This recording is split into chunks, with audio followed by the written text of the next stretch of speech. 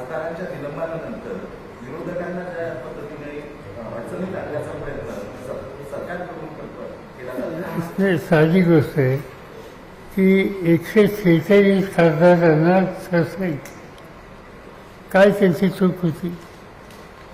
सदनामध्ये काही बाहेरचे लोक घुसले, ते घुसले त्यांनी गॅस आणला, तो गॅस शोधला आणि काही लोक बाहेर तेच करत होते. त्यानंतर सदन झाल्यावर हे लोक कोण होते, त्याच्यामागं काय शक्ती आहे याची माहिती सरकारने द्यावी एवढी मागणी ऑपोजिशनने केली आणि त्यासाठी आग्रह धरला. त्याचा परिणाम 146 लोकांना बाहेर काढले.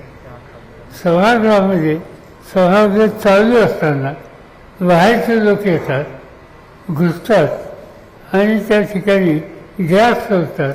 त्याची माहिती घ्यायला नको. हा असा काही प्रश्न असतो.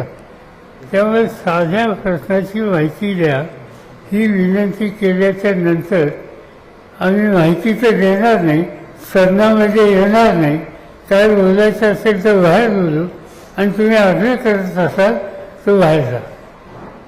याचा अर्थ संसद कशा पद्धतीनं सत्ताधारी पक्ष चालू इच्छित याचा उत्कृष्ट नमुना.